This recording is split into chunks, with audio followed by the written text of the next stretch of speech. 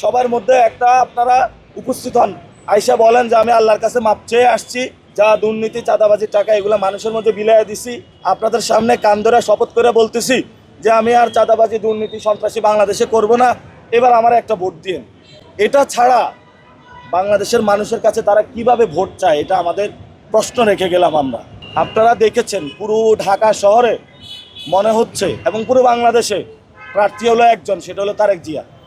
ওনার poster, banner শুধু washroom ছাড়া বাকি আছে, আর সব জায়গায় লাগিয়েছে তারেক জিয়ার পোস্টার। তো আমি আপনাদের সামনে বলতে চাই যে আমি এক আল্লাহ ছাড়া কাউকে ভয় পাই না। এখন বারবার বলতেছে যে আমি নাকি মির্জা আব্বাসের বিরুদ্ধে বলি, মির্জা আব্বাসের বিরুদ্ধে বলি, ওনার বিরুদ্ধে। উনি চাঁদাবাজি করে, সন্ত্রাসী করে, দুর্নীতি করে, মাছ বাজার দখল করে, কাঁচা বাজার দখল করে, যেখানে যায় ওইখানে উনি সমস্যা করে। তো আমি ওনার নাম বলবো না, কার নাম বলবো? আর আমাদের স্পষ্ট কথা, বাংলাদেশে আমরা সন্ত্রাস, চাঁদাবাজি, দুর্নীতি বাংলাদেশে বন্ধ করতে চাই। যদি কেউ এটা নব্য পাহারাদার সাজতে চায়, এটা মির্জা আব্বাস হোক, তারেক রহমান হোক, কমিশনার কাইয়ুম হোক, আর ইশরাক হোক, যে হোক না কেন, আমরা কাউকে ভয় পাই না।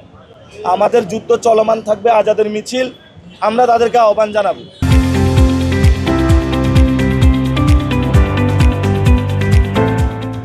যে হুদাই কেন এখানে আইসে ঝামেলায় পড়বেন? আপনারা চাঁদাবাজি ছেড়ে দিয়ে বাসায় চলে যান, সন্ত্রাসী ছেড়ে দিয়ে বাসায় চলে যান, দুর্নীতি ছেড়ে দিয়ে বাসায় চলে যান।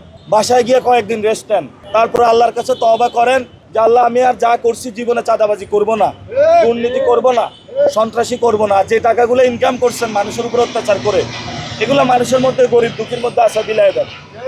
তারপরে সবার মধ্যে একটা আপনারা উপস্থিত হন, আইসা বলেন যে আমি আল্লাহর কাছে মাপ চেয়ে আসছি, যা দুর্নীতি চাঁদাবাজির টাকা এগুলো মানুষের মধ্যে বিলাইয়া দিছি। আপনাদের সামনে কান ধরে শপথ করে বলতেছি যে আমি আর চাঁদাবাজি দুর্নীতি সন্ত্রাসী বাংলাদেশে করব না, এবার আমার একটা ভোট দিন। এটা ছাড়া বাংলাদেশের মানুষের কাছে তারা কিভাবে ভোট চায়, এটা আমাদের প্রশ্ন রেখে গেলাম আমরা। আপনারা দেখেছেন পুরো ঢাকা শহরে মনে হচ্ছে এবং পুরো বাংলাদেশে প্রার্থী হলো একজন, সেটা হলো তারেক জিয়া। ওনার পোস্টার, ব্যানার শুধু ওয়াশরুম ছাড়া বাকি আছে, আর সব জায়গায় লাগিয়েছে তারেক জিয়ার পোস্টার। একভাবে লাগায় ছাত্র দল, একভাবে লাগায় যুব দল, একভাবে লাগায় হলো ওই সমিতি, তারপরে হলো ট্রেড ইউনিয়ন, তারপরে ওই টিচার সমিতি। বাংলাদেশের সব সমিতির এখন একটা কাজ, দেশের কোনো কাজ নাই, তারেক রহমানের পোস্টার লাগানো। কারণ 17 বছরের ছবি লাগাইতে পারে নাই, ইলেকশনের সময় এসে একসাথে সব লাগিয়ে দিচ্ছে।